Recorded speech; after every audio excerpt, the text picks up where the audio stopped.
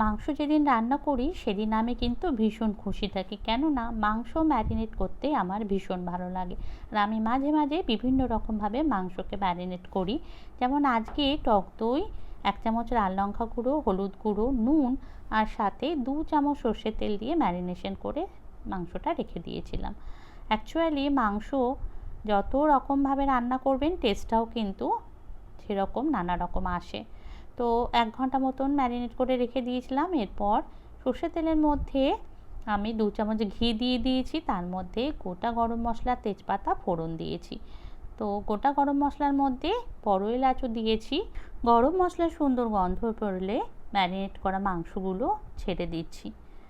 আঁচটা কিন্তু একদম লোতে করা আছে, এই অল্প আঁচেই এবার মাংসটাকে কিছুক্ষণ ভেজে রেখে দেবো।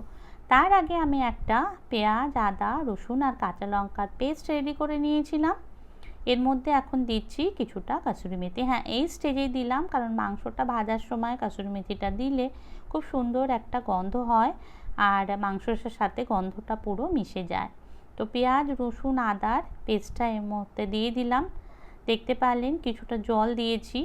যেই বাটিটার মধ্যে ম্যারিনেট করেছিলাম সেই বাটিটা ধুয়ে অল্প একটু জল দিলাম, তার মধ্যে দিচ্ছি এখন গরম মশলা। এই গরম মশলাটার ভেতর কিন্তু জায়ফল আছে, জয়িত্রী আছে, গন্ধটা কিন্তু তাহলে ভীষণ সুন্দর বেরোবে।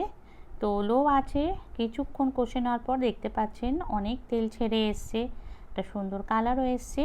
এর মধ্যে এবার আমি গরম জল মিশিয়ে দিচ্ছি, প্রয়োজন মতন গরম জল। খুব বেশি ঝোল কিন্তু হবে না, এটা একদম মাখা মাখা হবে।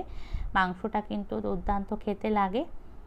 ব্যাস একটু ফুটলেই কিন্তু মাংস রেডি হয়ে যাবে। দিচ্ছি কাঁচা লঙ্কা। এরপর এর মধ্যে একটু ফ্রেশ ক্রিম ছড়িয়ে নিয়ে আমি নামিয়ে নেব। নুনের একটু দরকার ছিল, তার জন্য অল্প একটু নুন দিলাম।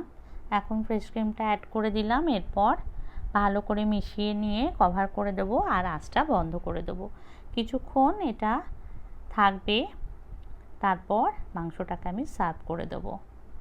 ঢাকা দিয়ে রেখে দিলাম। তো দেখতে পাচ্ছেন মাংসটা কত সুন্দর হয়েছে। তো এভাবে ট্রাই করতে পারেন, দুর্দান্ত খেতে লাগে। কোনো রকম জিরে ধনের গুঁড়ো বা অন্য কোনো কিছু কিন্তু অ্যাড করিনি।